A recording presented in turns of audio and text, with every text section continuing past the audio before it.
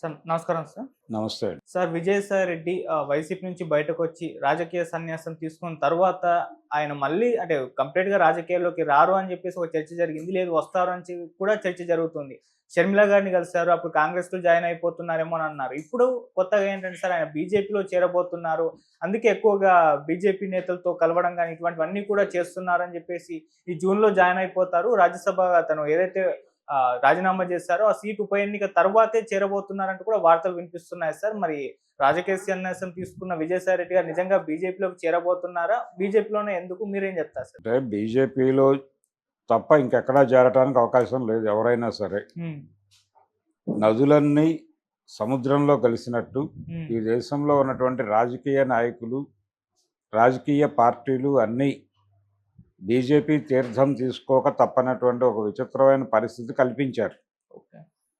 ఆ కల్పనలో భాగంగానే దాదాపుగా ఈ దేశంలో ఉన్నటువంటి అంటే కొన్ని ముస్లిం పార్టీలు కూడా వాళ్ళ కంట్రోల్లో ఉండటం మనం చూసాం ఆల్రెడీ.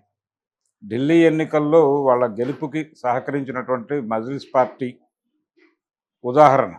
అలాంటివి చాలా ఉన్నాయి. అలాంటి గ్రూపులు చాలా వాళ్ళు కర్ణాటకలో ఆర్గనైజ్ చేశారు.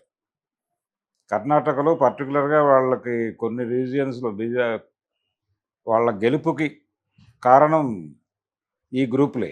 అలా వాళ్ళు ఎవరినైనా టేక్ ఓవర్ చేస్తున్నారు. ఒక అనుమానం ఏంటంటే కాంగ్రెస్ పార్టీని కూడా వాళ్ళు కంట్రోల్లోకి తీసుకున్నారేమో ఏదో మేరకు అనే అనుమానాలు వచ్చే పరిస్థితుల్లో ఉంది. అంటే ఒక రకమైనటువంటి నిస్తబ్దత, రాజకీయ నిస్తబ్దత ఆవరించి ఉంది దేశంలో. ఈ రాజకీయ నిస్తబ్దత ఆవరించి ఉండటం అంటే ఏ పార్టీకి వ్యతిరేకంగా ఏ మూమెంట్ చేయాలన్నా కానీ భారతీయ జనతా పార్టీ వైపు చూసి భారతీయ జనతా పార్టీ ఎలా ఫీల్ అవుతుంది. అయితే భారతీయ జనతా పార్టీకి వ్యతిరేకంగా కాదు. ఇప్పుడు జగన్మోహన్ రెడ్డి గారు ఉన్నాడు ఏపీలో. ఆయన చంద్రబాబుకు వ్యతిరేకంగా ఏదైనా మహోద్యమం లాంటిది నిర్మించాలన్నా ఆయన బీజేపీ వైపు చూస్తున్నాడు. అట్నుంచి వాళ్ళు అంటే కదులుదామని ఓకే. ఆ పరిస్థితి నడుస్తోంది. అంత కంట్రోల్డ్గా ప్రతిపక్షాలని, అధికార పక్షాలని అన్నిటినీ వాళ్ళ కంట్రోల్లో పెట్టుకుని ఒక తోలుబొమ్మలాట నడిపించే పరిస్థితిలో వాళ్ళు తయారవుతున్నారు. దీనిలో భాగమే ఇప్పుడు విజయసాయి రెడ్డి రాజకీయాల్లో నుంచి వెళ్ళిపోయినా కానీ ఆ మధ్య ఏదో సినిమాలో చిరంజీవి గారి డైలాగ్, నేను రాజకీయాలు వదిలేశాను కానీ రాజకీయాలు నా చుట్టూ తిరుగుతూనే ఉన్నాయి. ఒక రాజకీయ నాయకుడు ఒకసారి ఒక రాజకీయ పార్టీ నుంచి బయటకు వచ్చినప్పటికీ అతనికి ఆ రిలేషన్స్ కొనసాగుతాయి అనివార్యంగా. కొన్ని బ్యాక్లాగ్స్ ఉంటాయి వాళ్ళకు కూడా. ఈ బ్యాక్లాగ్స్తో పాటు క్యారీ ఫార్వర్డ్ చేయాల్సినటువంటి విషయాలు చాలా ఉంటాయి. ఇవి క్యారీ ఫార్వర్డ్ చేయటానికి, ఆ బ్యాక్లాగ్స్ వదిలించుకోవటానికి వాళ్ళు అనివార్యంగా ఎవరో ఒకళ్ళతో ఒక పవర్ సెంటర్తో రిలేషన్లో ఉండాలి.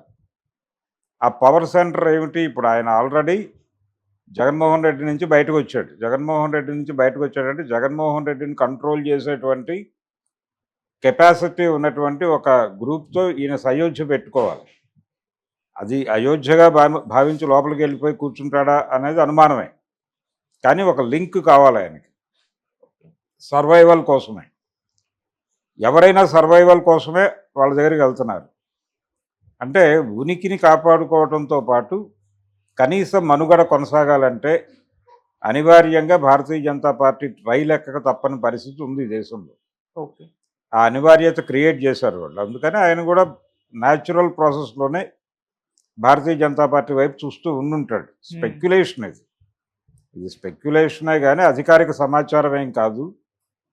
ఆయన నేరుగా భారతీయ జనతా పార్టీలో సభ్యత్వం తీసుకుని మళ్ళీ రాజ్యసభకి వెళ్తాడు, ఇలాంటివేవో జరుగుతాయని నేనైతే అనుకోను. కాకపోతే ఆయన సయోధ్యతో వెళ్తాడు.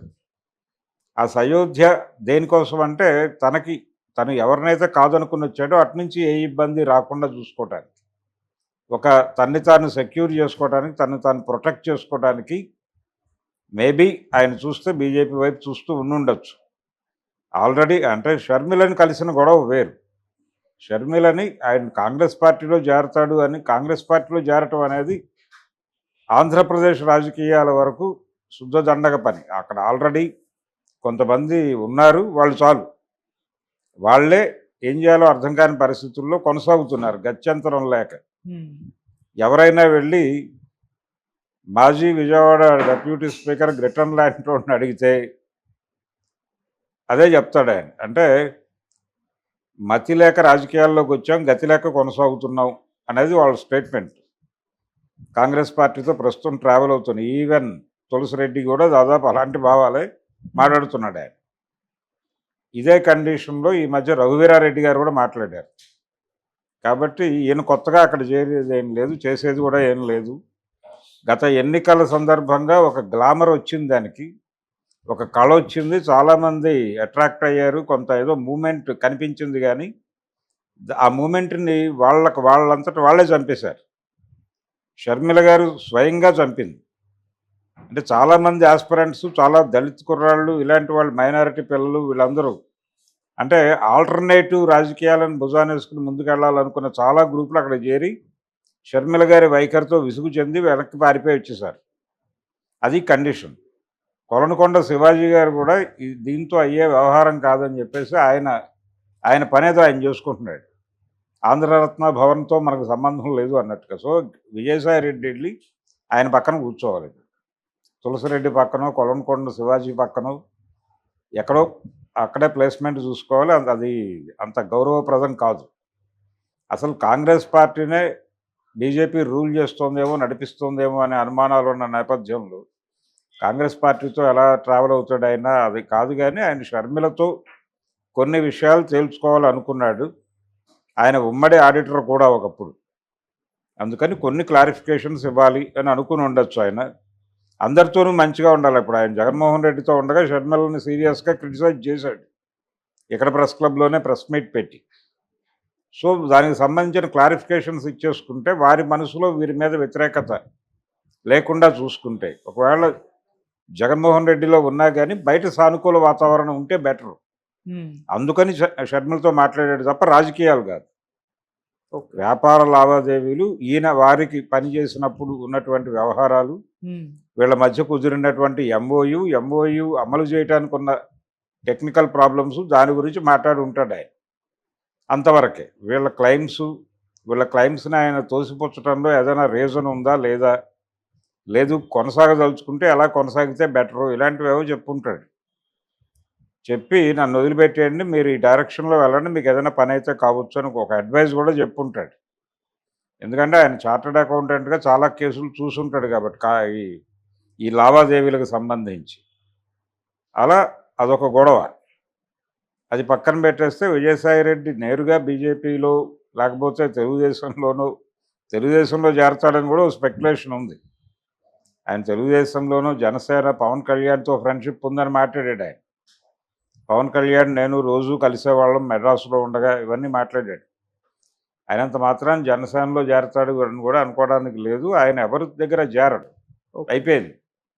పొలిటికల్ కెరియర్ని క్లోజ్ చేసుకునే ఆయన ప్రస్తుతం తన ప్రొఫెషను, అలాగే తను ఎవరికైనా సహాయపడితే తద్వారా ఏదైనా ఉపయోగం జరిగితే మంచిది అనుకుంటున్నాడు ఆయన. ఓకే. రెండోది, తన్ని తాను కాపాడుకోవడానికి ఈ సర్కిల్తో ట్రావెల్ అవ్వాలి ఆయన అనివార్యంగా. ఆయన అందుకని ట్రావెల్ అవుతున్నాడు. అందుకనే అందులో భాగంగానే వాళ్ళతో సన్నిహితంగా ఉంటున్నాడు బీజేపీతో. మ్యాక్సిమం అంటే ఒకవేళ చేరే అవకాశం వస్తే అందులోనే చేరాలి, వేరే ఆల్టర్నేటివ్ లేదు అతను. కాంగ్రెస్ ఇవన్నీ రూల్డ్ అవుట్, జనసేనలు, తెలుగుదేశాలు ఇవన్నీ రూల్డ్ అవుట్.